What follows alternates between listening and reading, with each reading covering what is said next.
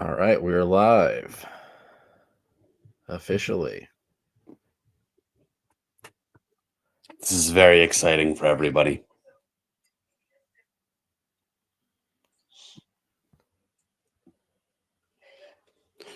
Wow, we already have 13 viewers. That was quick. You guys really have nothing going on.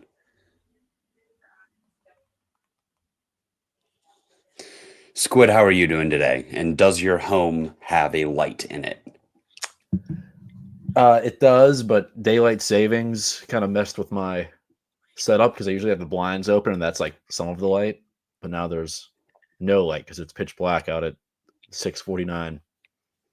You are blue right now. I'm just so excited for Pitt to play. I'm turning blue. Nice. How are you, David? Bad. Oh yeah, Pitt lost last week. That's the thing that happened. Yeah, Pitt got kind of dragged through the mud, and then I immediately had to travel for work, and then I immediately came home and just get shelled because I had to travel for work. And when you're traveling for work, you can't do all the things that you need to, like scrubbing the grout in your shower or taking your cat to the vet or I don't know. You guys are all human adults. You know what responsibilities are. I don't have to list all of them. Going grocery shopping, meal prepping, going to the gym. So yeah, that on top of the Pitt game and also maybe other things not doing too good, but maybe Pitt can turn this around for us. Yes, that would be kind of cool. The week went fast, so despite all of the things, we got Pitt basketball tomorrow to hold us over until Pitt football. So we'll be all right. So we're waiting for Dylan to log on. He was at happy hour having himself a night. So in the meantime, shoot us some comments. We will answer random stuff. Then we'll talk some football. Then we'll talk some basketball. Yeah, let's We'll let's warm break this people bitch in. up. Say some random stuff in the comments and we will I don't know, read it, respond to it.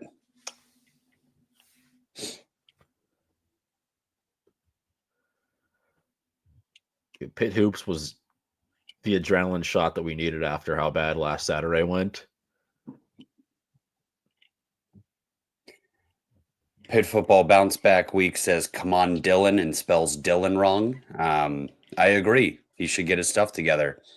Ian Labatch is watching this from Senate 5220. I will be honest, I do not know what that means. It's in Oakland. He's holding it down.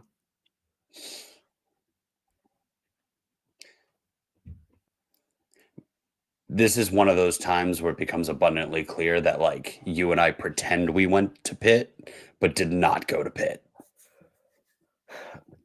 Close enough. If you were to poll our listeners, what percent of them do you think that like the majority of us actually went to Pitt? Well, Dylan didn't even start at Pitt, so we almost rode for 3 technically, but he returned. And then I went to Pitt Johnstown, branch campus, half counts, but I was also just coming home pretty much any weekend. I didn't have a track or cross country meet because I could go to Pittsburgh or I could stay in Johnstown. Like, well, let's weigh these options here. Yeah, Marlon Barnes did get in on Monday. Could be the last time we see him on the floor. That was an experience that we all saw. Marlon Barnes looked like me playing basketball this morning before work after not playing basketball for the previous 3 weeks. But hey, long season.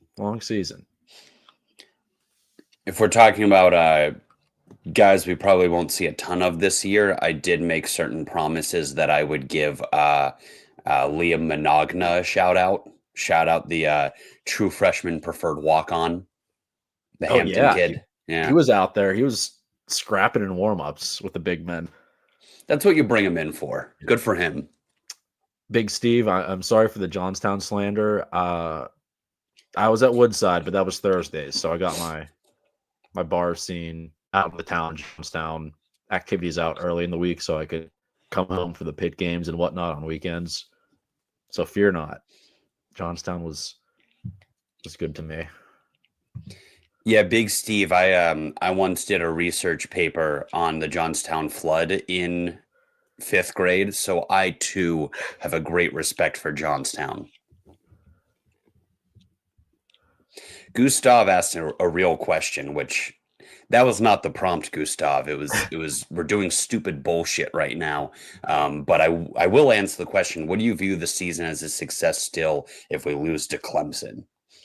If that implies that we go 10-2, absolutely.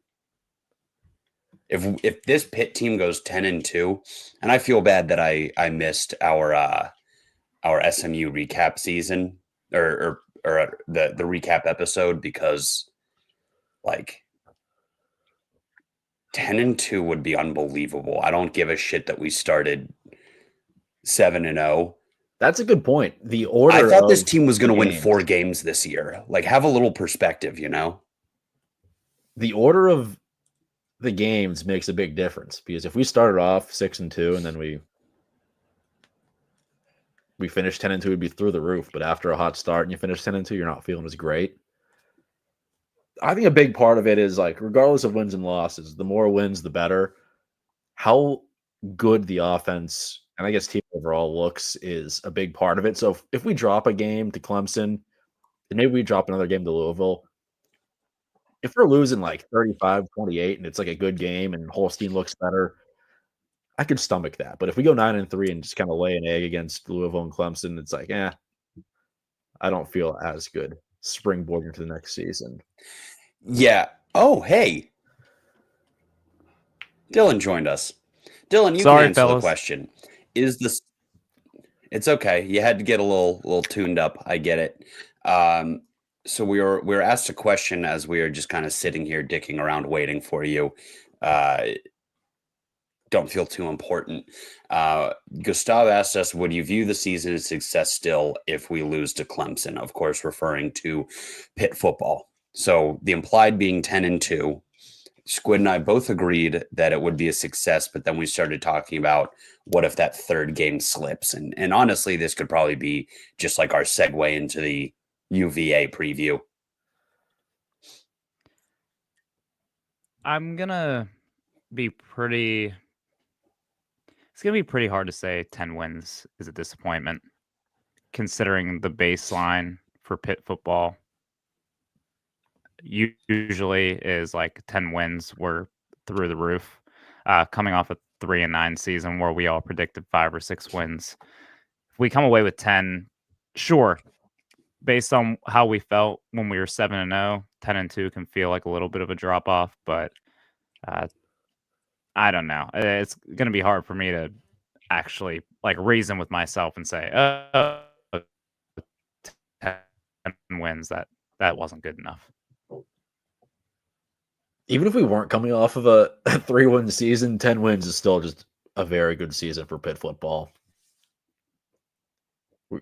We've been so good, and it's been so long since we've experienced a loss prior to last Saturday that I think our brains are kind of jumbled. Good point. West Virginia has never won the Big 12, and we did beat them. Thanks for the reminder. Yeah, a lot of good points made in the comments. Big Game Panther says we were 3-9 last year. It was a success when we became bowl eligible. Yeah, correct. And I know there are not a lot of people who are going to agree with you and I because we started 7-0. But like, I would like to reiterate how few games, at least I thought we were going to win in football this season. I've been keeping this little Post-it note by my desk as proof. And is it going to show? Okay. I've been keeping this Post-it from the preview episode we did in front of my desk as motivation. My prediction for Pitt was 7-6 with a bowl win. So 6-6 regular season. And that was optimistic for you. That was like a begrudging 7 wins. That was like we had to do some arm twisting to get me to 6 wins. I thought this was a 4 or 5 win team. They are 7-1 and the number 18 team in the country. Honestly, just the fact that we got to 7-0 and I got to feel the feelings I did and think the things I did about the P word, this season is a success already. I'd prefer to have momentum going into next season, and I'd prefer to look really cool and good going into next season, at the minimum. But we can appreciate how cool this has been while we are living in the moment. We need momentum and finish strong so we can start high in the AP poll next year, because that's what matters virtually the most. The preseason AP poll. Well, if the college football rankings, and I apologize if I was too late, if those rankings tell us anything, that the AP poll actually isn't that important. There was a solid reset, I feel like. Now, sure, if we had started the season ranked at number 8, maybe we come in higher this week, but I fully expected us to be in the low 20s, maybe like a 23 spot. And I was pleasantly surprised that we were sitting at 18 last Tuesday night, when they had the biggest, most important reveal on national television, the college football playoff rankings. We were all tuned in. It's all anyone has been able to talk about for the last couple days. So we want to talk about Virginia a little bit. Wait, before we move on from the college football playoff ranking, I know no one probably wants to hear this after SMU ripped us to shreds. I was going to go way grosser than that, but I decided not to. After SMU ripped us to no one wants to hear this, but like that 18 spot with 2 ranked games, potentially ranked games coming up, and 4 total games left on the schedule. They left the door open for Pitt, man. I didn't think they would. Well, and I didn't want to. And I don't want to be talking about the P word right now after what they did against SMU and the way the offense has looked for the last 3 games. But like, the door is open if they can figure it out, man. Like, that at-large bid is in front of us if we win out. Yeah, it just comes down to figuring it out. You figure it out, you're golden. If you don't, well, tough squash. You didn't deserve it anyway. So we're at that point where it's just screw it, figure it out, or season's over. And we're just fortunate to be at that point still in the middle of November. Until Pitt gets a playoff berth, we have to be happy with just like relishing the conversation. And we're going to get there. We're going to get there. Maybe even this year. But honestly, I'm just excited to have the conversation. Okay, yeah. Now we're kind of doing loser talk. Let's talk about UVA. Last note, playing Alabama, whether it's playoff or a cool bowl game, Eli Holstein revenge game, not a bad consolation. For those of you only listening and not watching, that was in response to a comment that we got from Big Game Panther. How cool would it be if someone like Alabama missed the CFP and we got to play them in a high-level bowl game? I disagree. I never want to play a pissed-off Bama team. Well, now that they might have like 38 opt-outs, so might be the best. I thought the same thing. Time to face Bama. I thought the same thing when Bryce Young's Bama team played Kansas State in a bowl game, and they just unloaded on Kansas State. Nobody opted out, and they took all of the anger, frustration, and negative feelings that any of them have ever felt in their entire lives and unloaded on Kansas State. Okay. Now we can talk about Virginia. I think that's the 5th time we've said that, but Is it And officially one more time? thing. No, I got nothing.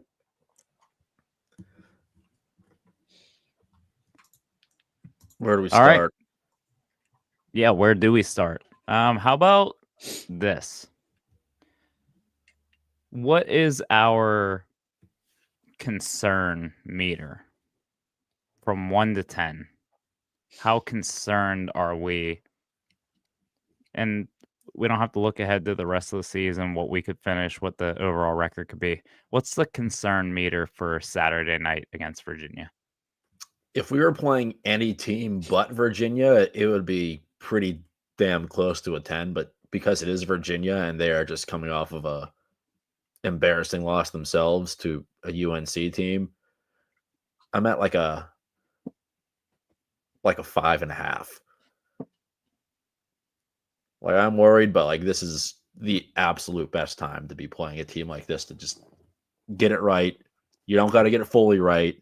You don't have to get back to the absolute best team that you can be, but it's a week to get back in the right direction, and then after that, it's like okay, now it's time to fucking buckle up.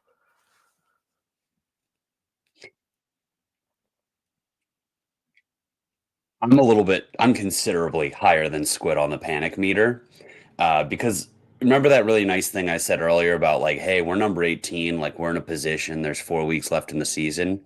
There are certain expectations and responsibilities that come with that. So it's not going to be enough to beat a bad 4-4 UVA team. They're going to need to pass the eye test as well. So while they will have some room, I think, to figure some stuff out, start out a little sloppy and kind of get back on track as the game goes along, there is going to be an onus on this team to, once they figure it out, beat this team into the earth. Or, we can kiss that at-large bid or any other nice things that could come from this team this season goodbye. They need to show that things are, if not fixed, on the way to being fixed before this matchup with Clemson the week after. So what's the number? 7.5. That's fair. Yeah, I'm probably sitting at a 7. I'll give you a Javon McIntyre. I'm sitting at a 7. And it really doesn't have anything to do with Virginia.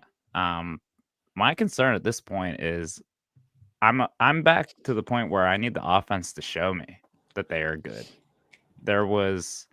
We're about a month removed from the offense playing a decent game, and I'm a little worried about it.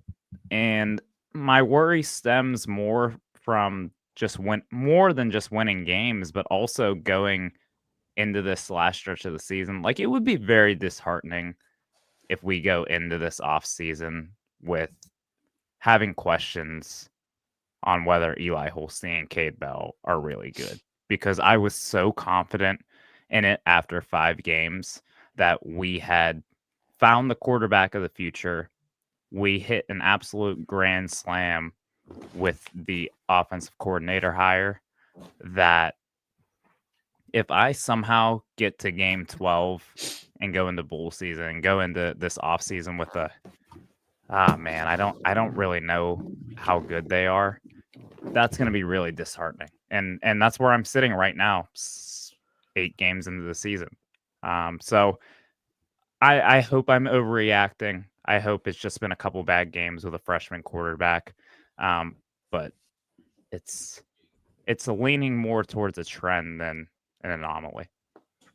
So do we think this is a case of other teams now have a considerable amount of film on Eli Holstein or throwing different things at him, or they know our tendencies, or is it a bigger issue, or is it just a hiccup?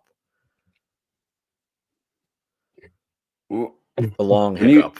When you see something 3 games in a row, and it's a pretty consistent theme of put pressure on him, make him go to like a second or third read, switch things up at the line of scrimmage on him, and he will absolutely piss down his leg.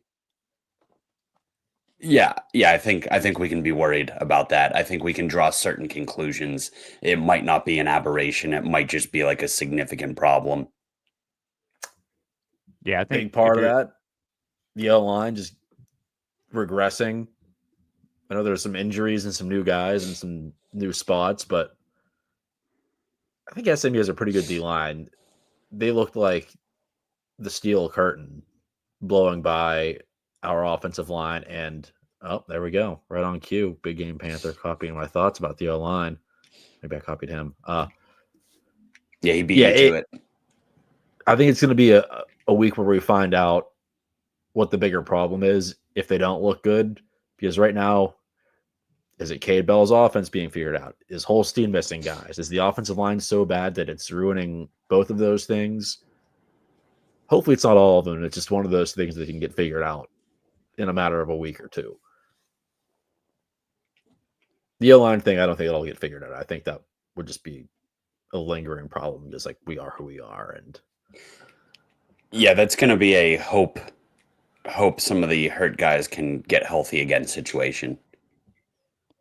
well, Branson Taylor's done for the year, and Ryan Jacoby seems to get hurt and or replaced every week.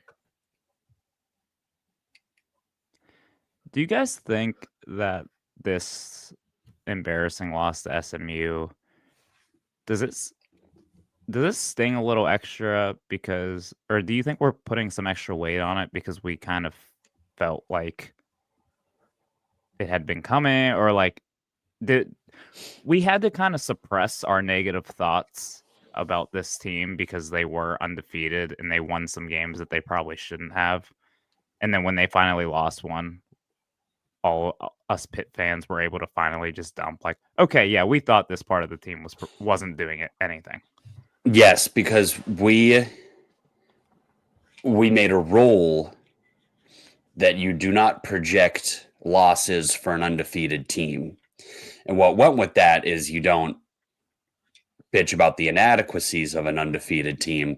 So this was the first time we could open up and be like, yeah, okay, so 3 linebackers can't carry a defense. Yeah, Yeah, it the was everything offensive all at line once. has been bad. Holstein has looked shaky since the first time he played a decent defense.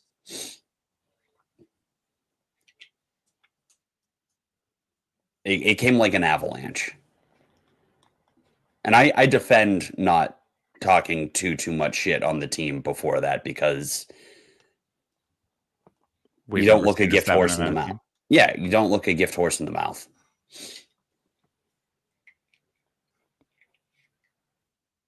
So coming into Saturday night, what do you guys think is the most important thing? Like, if you had a genie who was for some reason only granting you one wish, I know that typically they come with 3 wishes or something like that. And the answer wasn't an automatic win. What is an aspect of the game that you would wish for Saturday night? I feel, I don't want to say good, but I feel significantly better about the defense's ability to like flip the switch and get back to what it was. Mm-hmm. I don't know what it was being in Texas. The weird Texas vibes rubbed off on the defense and they just forgot how to do anything. I would not be surprised if they just had a dominating performance against Virginia. I would be a little bit surprised if we saw like a 300-yard game with 3 touchdowns performance from Eli Holstein. So I would wish that Eli Holstein could forget the last month of the season.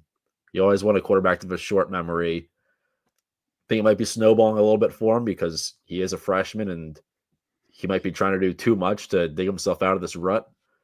So just wipe Holstein's memory clear of the last month. Get him some confidence.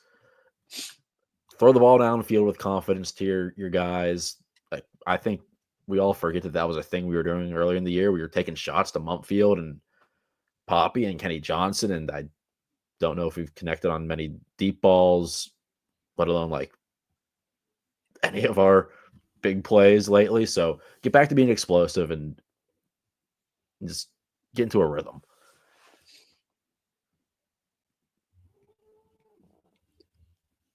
I would wish for Eli to be able to make a second read.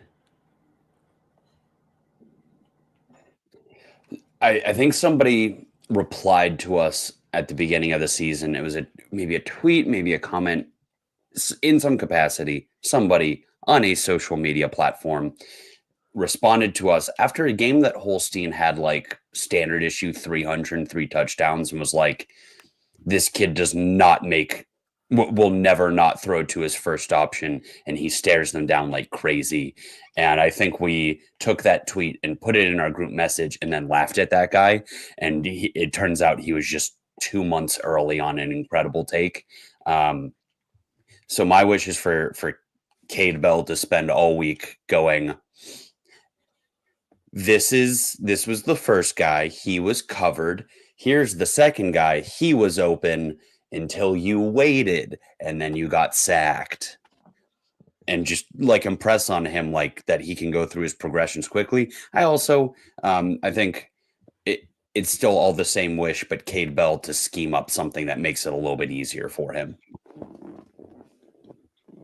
Because if you're a genius like we believe he is, you can do those things.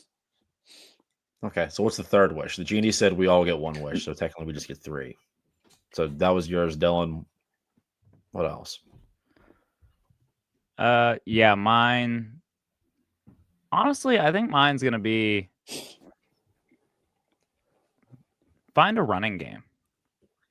I feel like, outside of the 71-yard 4th-and-1 touchdown by Desmond Reed, I feel like I haven't seen Desmond Reed get a handoff, get out in any type of space and pick up a first down, like a 12-yard run. Rodney Hammond has not been involved in the offense whatsoever. I would love to be able to run the ball again because I think that might open up some of the things we're hoping for, the deep shots from Eli, the easy ones where maybe he can go play action and find a guy streaking down the middle. But I've said this on probably each of the last 3 or 4 episodes. Our running game just feels like there is no intention to actually run the ball. It's all solely setting up RPOs. I think And it's getting more and more apparent too. I don't think it's been like an effort to change that. I think it's just going further in that direction. right. And if I have to watch Desmond Reed get a handoff and then bounce back and forth 3 times behind the line of scrimmage before getting grabbed by a defensive tackle, I'm going to lose my mind. Like, I would love something where he can get downhill, Rodney can get downhill, Dan Carter can get downhill, and we actually make an attempt to run the football. And, maybe it's something to do with the O-line being banged up. Maybe it has some, but I don't know, man. It just doesn't seem like we've made any attempt to do that, and it's really starting to feel. And that's another piece of maybe defenses are figuring us out. Like, oh, we don't have to sell out against the run at all. They're gonna half-ass hand it off to their running back, and as long as we can contain him within the tackles, he's gonna dance around back there until we can get to him. So I would love to try to assert some type of running game. Big game Panther, maybe try to run more counters or outside handoffs. Yeah, I play NCAA college football 25. I run the halfback stretch all the time. Super effective. Hmm. I would think something like that might be in the cards, not the hold X, hand the ball off, or well, I guess in the new version of the game, you don't hold X on the read options RPOs. So I don't know, man. The running game has been just non-existent, and not to sound like I'm like a mouthpiece for Narduzzi, but run the football, man. So do we have? Well, I guess we all made our feelings clear about the offense. I think we're on the same page there. No bueno. Do we feel pretty good about the defense remembering how to tackle? I do. I feel like they looked pretty solid for enough time. I don't know what happened last week. I don't want to put too much stock in the SMU game. But I have to see it 2 times in a row before I'm willing to say. Like we've seen the offense suck like 3 games in a row. I'll need to see the offense put together shitty performances back to back before I hit the panic button on that. I only have so many panic buttons I can hit. I think it's a good opportunity to get a lot of sacks and some turnovers. I've watched a little bit of tape before this. Anthony Calandria, he just kind of runs around back there. Like he doesn't stay in the pocket. He tries to make a lot happen, and sometimes they get a big play, but other times he just gets sacked or they can't do anything. So it's a very boom or bust offense, and there aren't many booms like the Costco guys. Right. Boo. Mm-hmm. Yeah, that's right. It's a really, really good reference you did. Yeah, he got sacked 9 times last week. 2 interceptions. If we don't blow this offense up, then I might worry a little bit.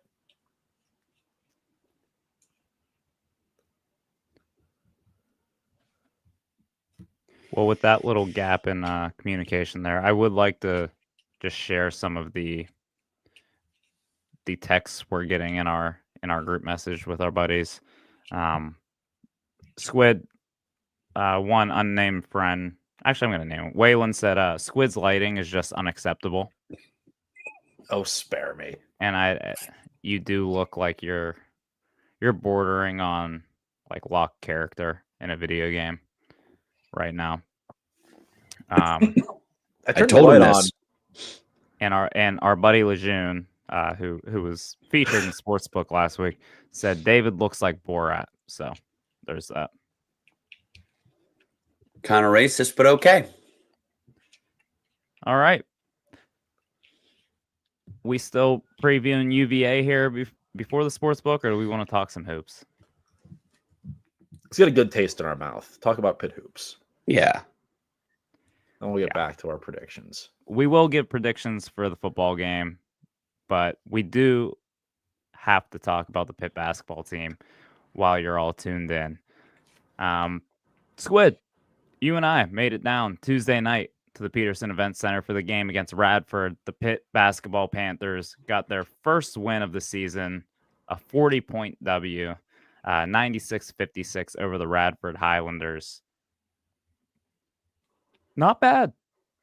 Not bad at all. Yeah, you never want to take too much from the first game. What was it? It was like 24 to like 19 at one point. And I was like, okay, I'm not going to worry. They're going to win. But it'd be nice if they picked it up a little bit, like made some threes, scored some points. I also bet the over and the alternate over. So I was extra rooting for that. And at that moment, boom, the offense woke up low, started to take control. Ish was doing whatever he wanted. And it was pretty much exactly what we asked for. Yeah. It was similar to the opener last year against North Carolina A&T, where Bub Carrington obviously had his triple-double that kind of put him on the map, both in the eyes of Pitt fans and a bit nationally. And it was just one of those games where they ended up pulling away. Lesser opponent, team who probably had no shot, no business being in the same gym as them. But one thing I said to Squid about probably early in the second half, I think I might have said it. The thing with this year's Pitt team is I just feel like they have more guys who can do more things. And that probably sounds very broad and like doesn't make much sense. But what I mean by that is last year, it felt like a lot of games were, okay, we have to somehow get Blake Hinson open, and he has to make 5 threes from about 30 feet. And then if we can do that, we have a chance for Bub Carrington to have a good game, or Jalen Lowe to have a good game, or Ish Leggett to have a good game. This year, they have, obviously, Ish and Jalen going to be one of the best backcourts in the ACC. Those guys are going to take care of business, I think, night in and night out. But then you have a Damian Dunn who's in his 6th year of college basketball, who can get his own shot, who has shades of Jamarius Burton backing down smaller guards. You have Cam Corhin, who is such a massive upgrade over Federico. Offensively, Yeah, that was defensively, awesome. I think he leaves some to be desired. But Squid, you and me were just looking at each other after every bucket where he would just hit a little baby hook, or he caught the lob from Guillermo. Did about 20 things on Tuesday night that Fetty couldn't do if you locked him in an empty gym for the night. Biba Cummings coming off the bench, getting buckets, fearless as a freshman. And then we still have Amsel Dalalik, who still has a splint or whatever on his hand, and he's allegedly the best shooter on the team. So, like, they just have a wealth of talent and depth that Jeff Capel just hasn't had. Is there any word on the Soviet? He was supposed to be close to coming back. Like 6 weeks ago, they said his timeline was 6 weeks. So my thought, with no inside information, is that he's about to get cleared and will, at this point, they don't need him. So they're just going to rest him up until the West Virginia game. Yeah, but I want him. Yeah, but it'll be our secret weapon. It's like, ooh, this new foreign guy we've never seen play before. And then boom, he hits like 7 threes against West Virginia. The Soviet secret weapon is a very, very intimidating sounding thing. Yeah, he's from Bosnia, right? I thought he was Bulgarian. Oh, do I have the wrong B country? Which Bosnia. No, okay. I don't think Bosnia was ever in the Soviet Union, so we should probably not. Oh, While you do your research, I like this comment from H2P. After watching Terrell Brown, Mogi, and Fetty as our big men for 7 straight years, Corin legitimately looked like the best big I have ever seen. That's true. I think if Cam Corrin takes like a baby hook, it'll be the first time in, oh God, like over a decade where I didn't get like immediately pissed off whether it went in or not.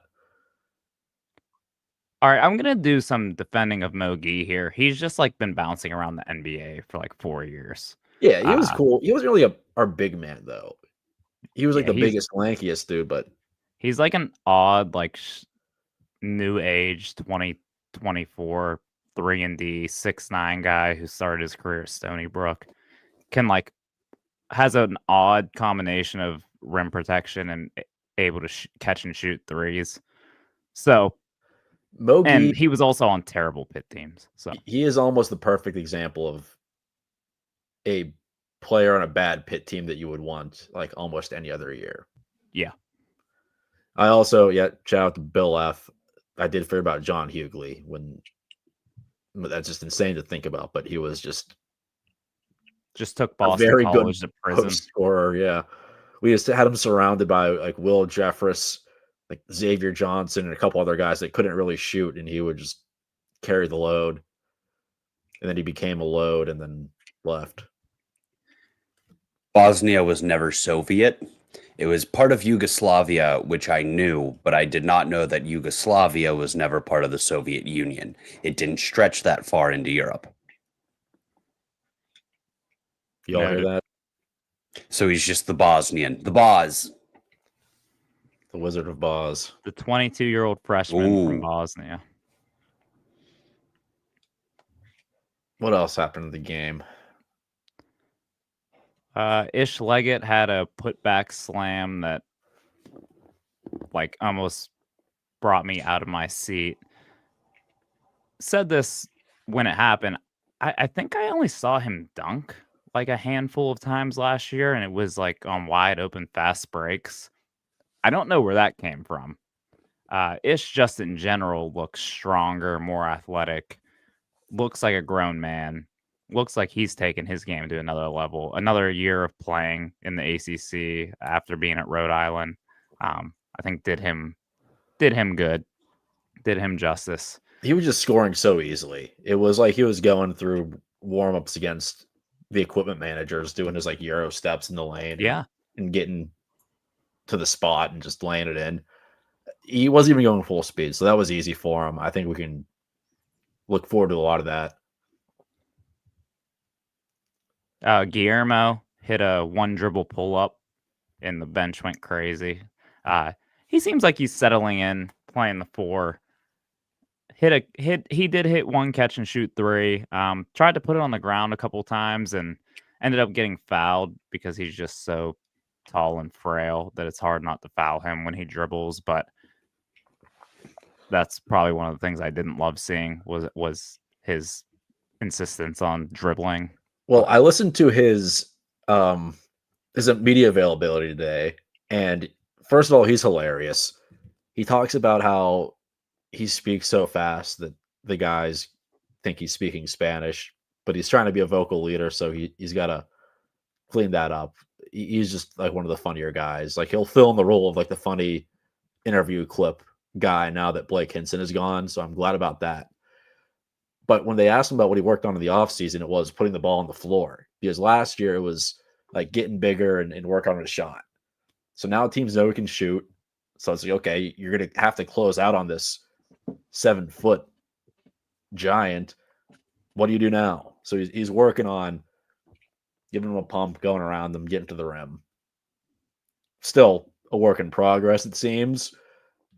But it's a step in the right direction because if he's playing the 4, I like the defense that brings with Cam Corrin and Guillermo both being out there with all the size. On offense, you got to make yourself useful in the 4 there in today's game of college basketball. So if he at least give us a little bit, that's huge. This team is just so funny to think about. We have a 7-foot Spaniard playing the 4 who's hitting one dribble pull-ups. We have a 22-year-old Bosnian freshman who's coming to town, 6'7" guard wing combo. And then we have a potential lottery pick playing point guard who dances to Living on a Prayer at the free throw line while they play it through the Pitt. Anything I'm missing here? So I got a question for you because I did not get to watch the game due to some work travel.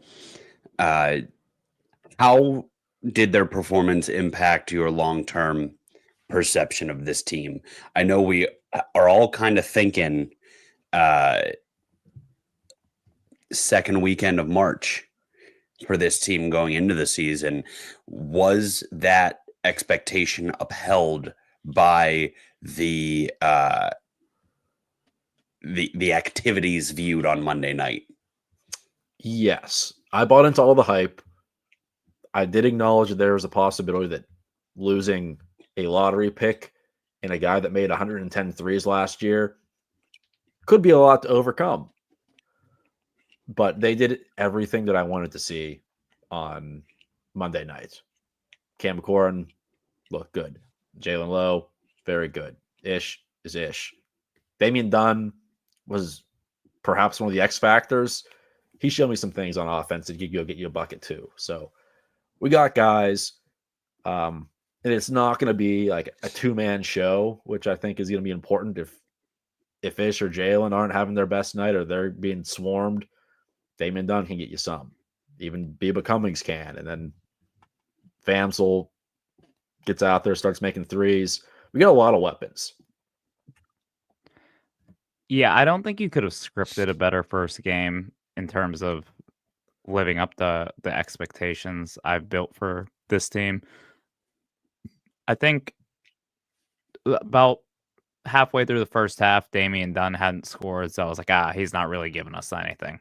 He picked up 2 fouls, kind of had to sit the rest of the first half. Finished the game with 11 points, like a very efficient 11 points.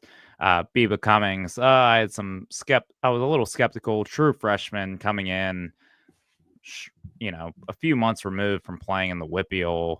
Is he going to be ready to go? We've heard a lot of hype about him. Well, he looked like he was ready to go right away. jumper looks good. Got to the hoop, almost shook a guy out of his shoes on an and one. Like, he looks ready to go. And then, like we said, Jalen and Nish did their thing. Cam Corhan did his thing. So, yeah, what I saw on Tuesday night just reaffirmed and maybe even strengthened uh, the expectations I had for this team. Now, once again, it's Radford. It's hard to take too much from that game, but even just the way they were defending and getting after Radford and the way the ball was swinging around, it was like everyone had the opportunity to score. Everyone had the opportunity to make a play. It just felt like it just felt like a different team than what we've seen in the Jeff Cable era, whereas it's like, hey, here's our two best guys, kind of let them make a play. It feels like they have a lot of guys who can make things happen. So to answer your question, David, it strengthened my expectations for this team. I really don't want to get my hopes up too high, but I'm absolutely doing it. This is a very good team. Missing the tournament is not an option. The tournament should be like the floor at this point. And I Wow. think this is a team who can make a serious run. I mean, there's a Pitt program who's finished in the top 4 in the ACC the past 2 seasons, top 5, top 4. That should happen again. They should absolutely make the tournament. And when people are filling out those brackets in March, they should be picked to win a few games. Yeah, if you just look at some of the bubble teams from years past, we all knew Pitt was better than some of those teams. Whatever stupid metrics you look at, might not, but they're stupid metrics. The teams that get in, it's like, oh, they won 19 games or they don't have that great of an offense, like the Virginia team last year. On paper, this team should be a lot better than those teams. Like, we should be better than the middle of the pack Big East team. We are better than almost, if not every Mountain West team. Like, spare me. If we don't get in, that's bad. I'll be very, very upset.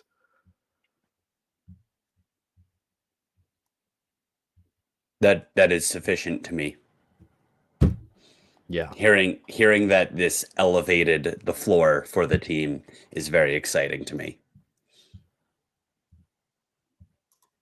All right. Any final basketball notes? We're going to dive into our predictions for the weekend. We've got some basketball and football predictions coming up. I did want to say I was muted. I was wondering why you guys weren't stopping when I tried to make a comment. Tomorrow night they play Murray State at the Pete. Show up. I can't think of a better way to spend my Friday evening before a day where Pitt football plays at 8 p.m. You know, you got to get up, you got to get ready for the tailgate, you got to drink and tailgate for about 5-6 hours before the game. Can't think of a better way to spend my Friday night than going down to Oakland and checking out the Pitt basketball Panthers. Maybe stop in Mario's, aka Peter's, beforehand. Hemingway's, if that's more your speed. Make it down to Oakland tomorrow night. Best show on hardwood right now. Just looking at a comment before I move on. I guess this is relevant because we're going to be previewing the Murray State game a little bit.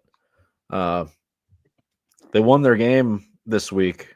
They're 1-0, 113-37. Have either of you heard of Bethel University? Just Bethel Park. Yeah. It may as well have played Bethel Park. They played the Bethel Wildcats in Tennessee. I think they're Division 2, right? My small bit of research tells me that they're a Division 2 school, actually. So, safe to say, they won't be holding the Pitt Panthers to 37.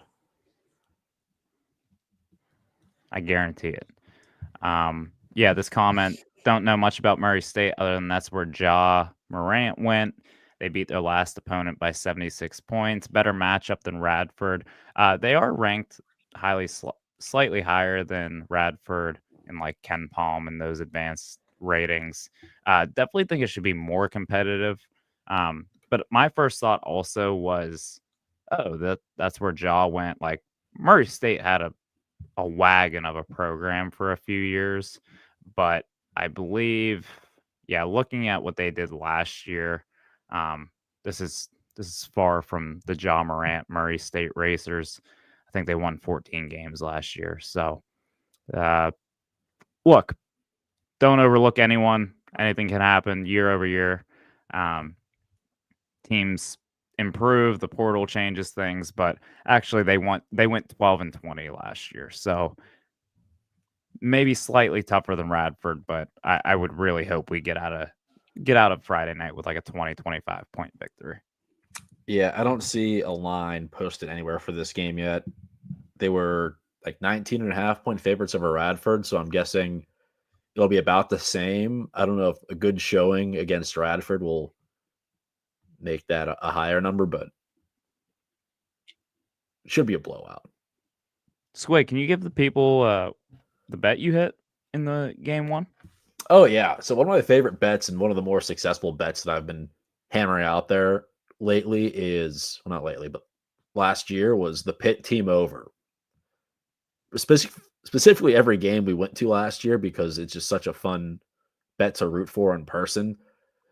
So Pitt's team over was 81.5, which I thought was a piece of cake. Like last year, they started the year, they scored 100 the first night. They might have scored 100 in their first couple games. So I figured against Radford, they'll easily get 80. And on top of that, I scrolled to the bottom. What was the highest alternate team over I could get? 91.5 plus 370. And early on, didn't look the best, but they picked it up and there really wasn't a doubt. We were celebrating that one with like 2 minutes to go with the backups in.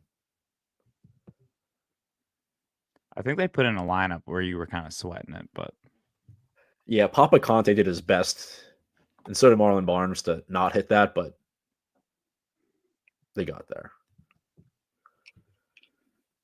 okay. Do we want to preview this weekend? Let's do it. See. All right. The very first ever live Loyal Sons Sportsbook. We've got a mix of hoops and football for you. This is the Loyal Sons Sportsbook, the only place you can get these prop bets. Quick reminder, student athletes, please do not participate. You can be ruled ineligible until your athletic director is fired a few weeks later if you partake in these bets. Yeah, all and right. also we're gonna be like so mad at you. Yeah. So that's also a consequence. Yeah, and you can have a very reduced role when you are reinstated to the point where people almost forget you're on the team. Despite the fact that they don't have a run game between the tackles. And that should be like your calling. Anyway. Yeah, so very Nothing broad. specific, just general. Yeah. Okay. First one we're going to go with here. Give me the higher number. Desmond Reed rushing yards against Virginia or the Pitt basketball team points against Murray State?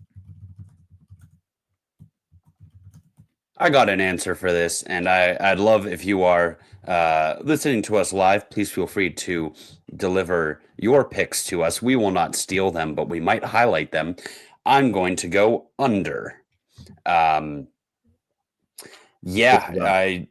no commitment to the run game. This isn't over and under. You either pick Desmond Reed or Pitt basketball. Sorry, my brain heard it as where will Desmond Reed land? Rush yard total relative to Pitt, whatever. Desmond Reed is going to have less rushing yards than Pitt basketball has points. Pitt basketball score points. Desmond Reed only used to supplement the pass game. So yeah. Squid? Give me the points. I'll be betting the team over for Pitt basketball tomorrow night. I don't know what it is. If it's anything under 100, I'll take it. Desmond Reed, I don't think we'll get 100. I would certainly hope if he gets up near 80. I think it's a good opportunity because this Virginia defense is not all that great. and they should make an effort to run a little bit, but I don't think they will. I think they'll just spend this entire game chucking it with Eli. You both went with the points. I don't know, man. I think we're due for a Desmond Reed 75-yard scamper. That would do it. That should do it, right? If he has about 10 other carries on the night, give me Desmond Reed yards, because what I wished for earlier from our genie, wishing for this game against Virginia, was to establish a bit of the running game again. I'd like to see something happen there. So this might just be wishful thinking, but give me Desmond Reed rushing yards here. And the only reason I think it's got to be Desmond Reed is he's got to go over 100 yards, because Jalen Lowe and company are hanging 95 on the Racers tomorrow night.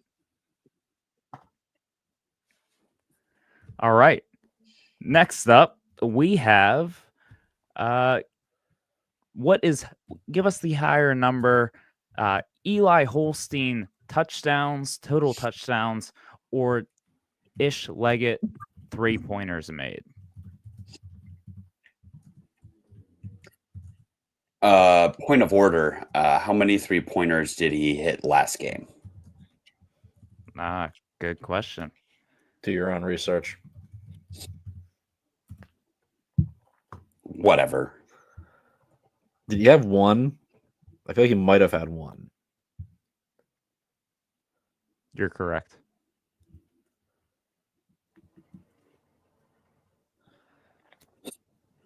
I kind of want to go with Leggett, but I feel like that's just such recency bias to just like consistently pick the team that most recently won. Although, what are we but a reflection of the dumbest that sports fandom has to offer? I'm going to lean into it. The team that won most recently is good. The team that lost most recently is suck. I am going to take Ish Leggett number of 3-pointers over Eli Holstein total touchdowns. I spelled or wrong in the comment. Damn it. I'm going to go with Eli Holstein's total touchdowns. I think they're going to score a lot of points this game. I don't think they're going to run the ball well. Shocker. And I think Ish is also just all about getting to the rim at will, especially against these lower tier opponents. Like, he's just more athletic. He's stronger. He can get whatever he wants. So I don't think he's going to be taking a whole lot of threes. And if Eli doesn't get more than like one touchdown this game, I'll probably be upset. Yeah, give me Eli. Eli needs a get-back game. For what it's worth, Ish did take 4 3-pointers in game 1. Only hit one of them. He's got to find his stroke, and then he's going to be unguardable with how easy he was getting the rim Monday night. But, yeah, give me Eli here. I'm hoping Ish hits at least 2, but Eli, we need you at least 3 scores Saturday night. We got to get you right, get you some momentum going heading into the Clemson game. And then, yeah, it's got to be a get back game for Eli. So give me Eli the total touchdowns here. All right, moving on. Our next one here is, who has more turnovers this weekend? Is it the Pitt football offense or Jalen Lowe? David, I will give you a bit of research here. Thank you. Jalen Lowe had counted 0 turnovers in the opening game against Radford. Thank you. I will now consider. I'll take the Pitt offense. I don't think they're going to clean it up enough from last week. I mean, even the week before, Eli threw a pick, even though it got called back. You might try to force a few things and try to do a little bit too much. Unlike Jalen Lowe, who will do whatever he wants and dice up the Murray State defense at will.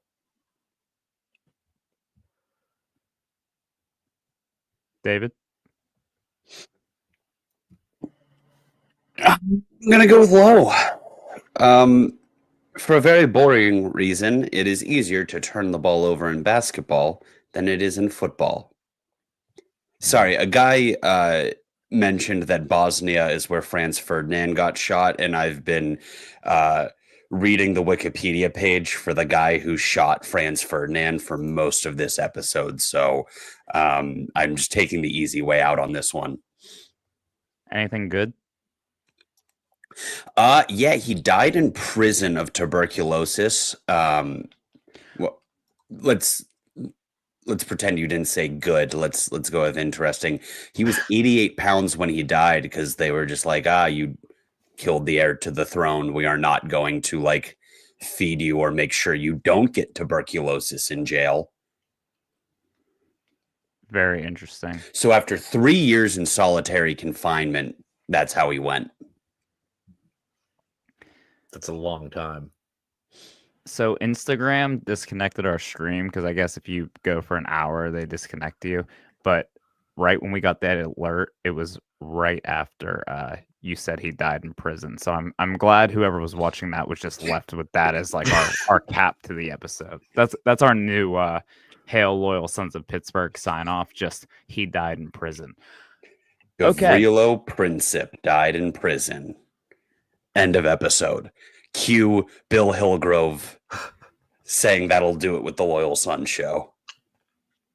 Exactly. Okay. I'm going to go Jalen Lowe here too. It's very hard to be a point guard, spend that much time with the ball in your hands and not ever turn the ball over. As much as I believe in Jalen Lowe, I'm hoping that even if he turns the ball over twice on Friday night, that's more than the Pitt offense does, because if not, we might be in for a bit of a not so happy night Saturday night. So wishful thinking. Jalen Lowe turns it over once. Pitt offense turns it over 0. Before we move to the last prop we have here, I appreciate this one from Josh Newark. Beers drank by the Loyal Sons on Saturday, more or less than football points and or basketball total points. So the question is, will the football team score more or less than 45? That it? Are you calling it quits an hour before kickoff? I am going to my cousin's wedding during the day, so... Whoa, open bar? I'd have to imagine we are blood. So I can't imagine he would make us suffer through a cash bar. What time do you get out of this wedding? Are you going to be able to go to the game? Almost certainly not. We're going to see. Because I love my cousin. But I also love Pitt. I don't know. By announcing my intentions on a podcast, I might have killed any potential I had to like flip out when everyone hits the dance floor. So, well, at the very least, you'll be able to watch it. So you're bailed out by the start time. Oh! Important note: it's at the Rivers Casino. So, stop over for a quarter or two. I didn't sell my ticket. All right. With the question here, I think we're definitely over football team total points. I think there would have to be some serious look in the mirror conversations if we go over what basketball is going to score on Friday, because they're scoring 100 points. What day did we go to Jeans the first time? I think that was the Kent State game. I think that day we probably would have beat the basketball team. That was one of those occasions where like you drink in such a way it's like you forget what alcohol does. Like you're just hammering it home, and you forget that, like, oh yeah, this is poison. I have a whole day tomorrow that I have to wake up and exist. Oh, I didn't exist the next day. I think the 8 p.m. kickoff for this week is keeping us alive. If it was a nooner, we don't stand a chance. 3:30 even, I think that might be, I don't know, a little bit trickier. But with 8 p.m., anything's in play. I don't know if we're going to have a big bad day starting at noon, go somewhere, watch the games, and then take a skip over to the tailgate lot, but I'm not going to rule it out. I think my mom's listening because she just texted me, "Do not." Noted. We'll pick up the pace for you, David. You enjoy. Thank you. All right. We'll move on to the last prop we have here. Pitt defense sacks on Saturday night or Biba Cummings field goals made on Friday night. I like this one, Squid. So some quick stats here. Virginia's quarterback was sacked 9 times against UNC. It's a lot. Let's see, the week before against Clemson, I think he got benched for a little bit, so he only got sacked 4 times. It's going to be close. And if the Pitt basketball or the Pitt football team plays well, I think they'll get it. Biba Cummings had 3 field goals last game. I would love to see him continue being a contributor, but I think the football team gets home like 5 times, and Biba gets 3 or 4.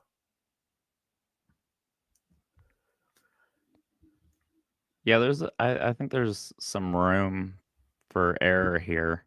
Biba could just continue to grow into a bigger role and just score like 15, have like 6 field goals made. I don't know. It's a lot to ask for a freshman right now. I'm gonna go with Biba Cummings field goals. I think he can get to 4 or 5, and once again, I need the Pitt defense to prove it to me again. I need to see that they can get after Calandria. I hope they go over on this, and they need to get after him. So give me Biba Cummings field goals. Sacks. Yep. All right. Yeah, they only had 2 sacks last week, but one of them was against the third quarterback that played for them. So I don't know if that one counts. All right. First touchdown score Saturday night for the Pitt football Panthers. Who do we got?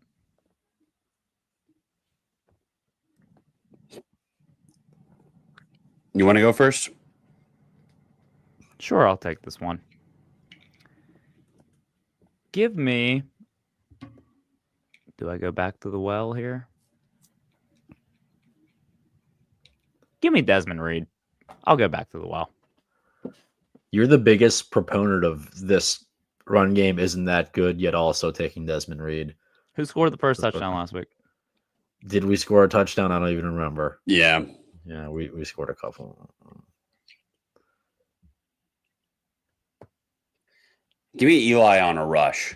I think this could be the week he rediscovers that he can run the football.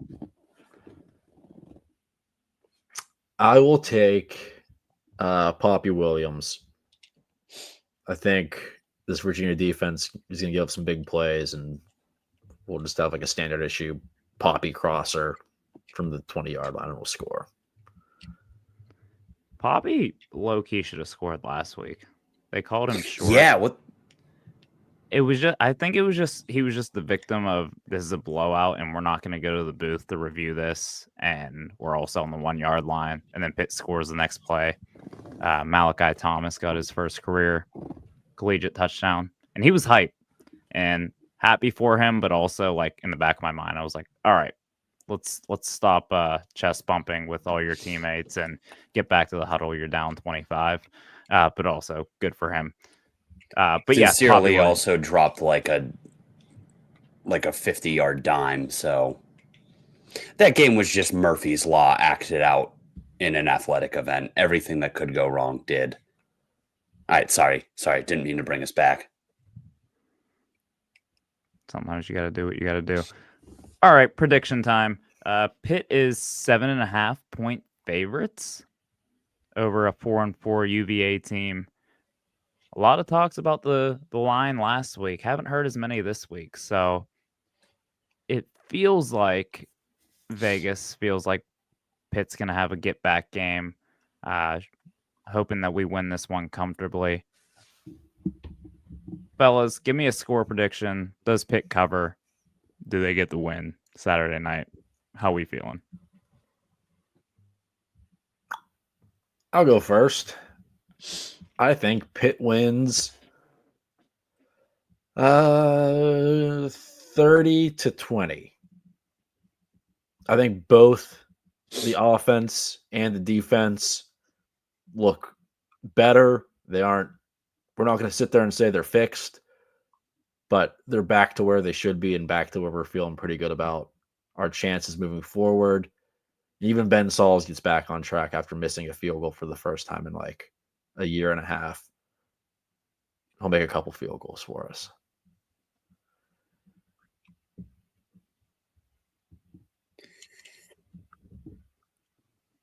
I hate to be this guy. I don't think Pitt's covering.